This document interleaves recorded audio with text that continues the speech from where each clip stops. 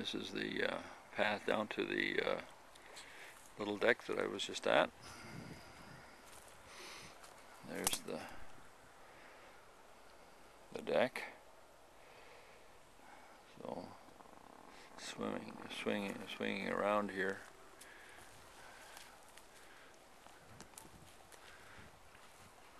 Another area that we sometimes in the summer, this is totally dry. This is totally empty, and now the water is right up and has flooded everything here. This old cedar tree, you can see that it's got some life in it there, right at the very tip. And it must have fallen over, gosh, 40, 50 years ago anyway now. And it's just hanging in there. Cedar trees are something else. They really hang on forever. Don't mind having their feet wet, so to speak. There's another shot of the thing. And then the bent and twisted one, it's a lot healthier.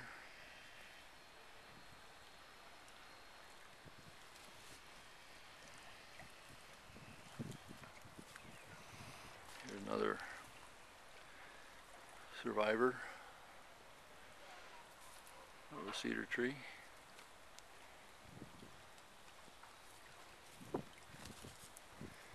Here, this where the water is, this is where we walk, and there's got to be like 4 or 5 inches of water on that.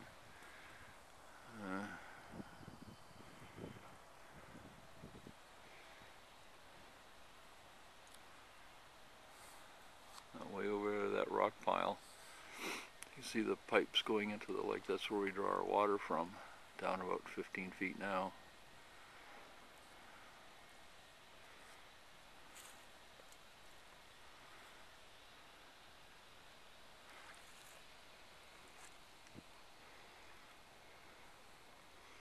Well, the flood of 2013.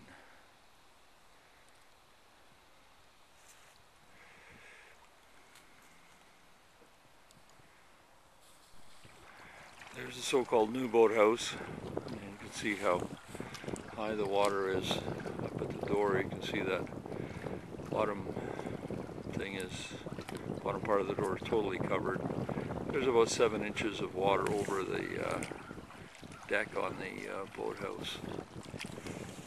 And that water goes right into the back, totally flooded.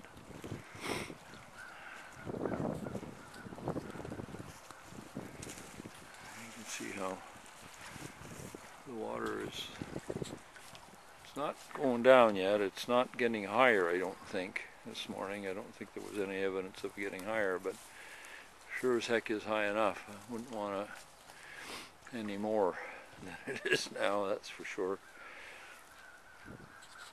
If I can get in there, you can see that bottom rail on the door is right underwater.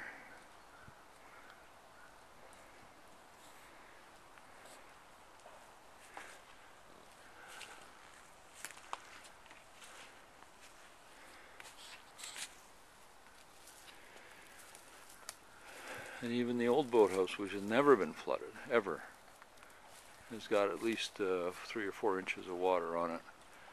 You can see that the kick plate over there on the door, let's see if I can get that a little better, there, is basically awash.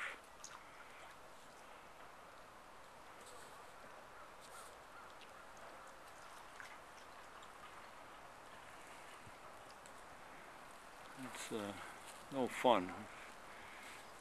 The back of the boathouse, it too is flooded.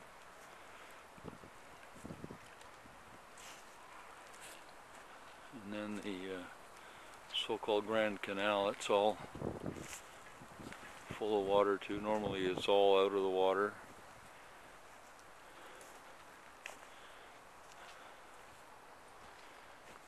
And coming up to our bridge.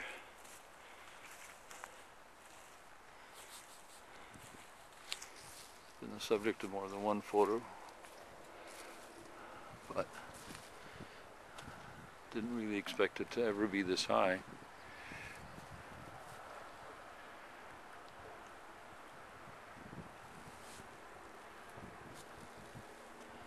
And then coming over to where we normally go swimming,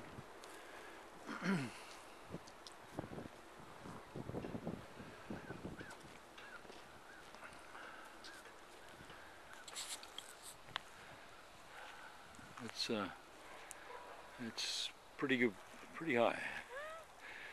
That little point of rock there that's already washed, that's where I dive from. Usually that's a couple of feet out of the water.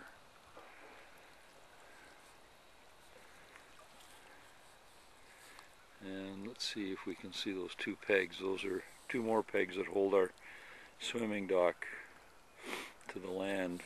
Huh.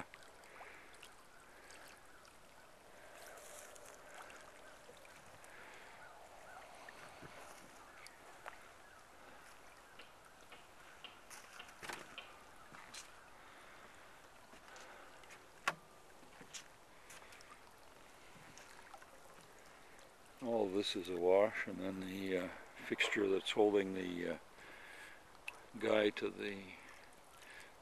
for the tree to not get pulled out by the wind, it's way underwater. Normally that's way out of the water. Huh. You can see the two little silver things in there. Those are the two pegs that normally are way out of the water that hold our dock to the land. That's something else. Oof.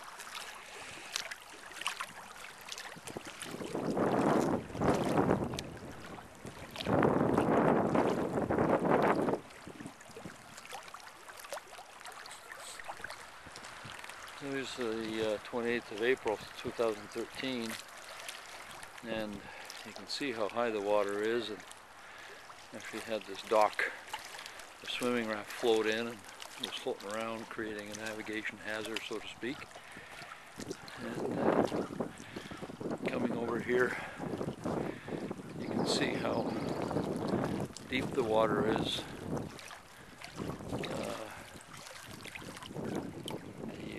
Tripod here is what we normally use to have the hand pump,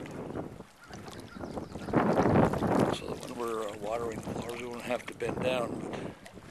And you can see that rock that's hanging in there, which is the weight for my underwater line so it doesn't float, is buried. That's, I think, the high water mark, frankly.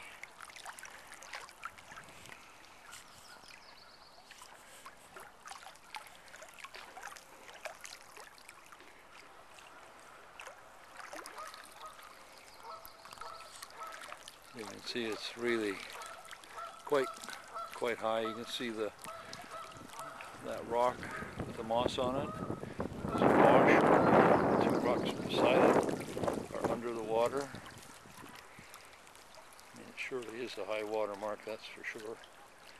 You can see where I was standing, where that raft was. It's high. And in the background way over there is the boathouse, which I'm going to go see right now.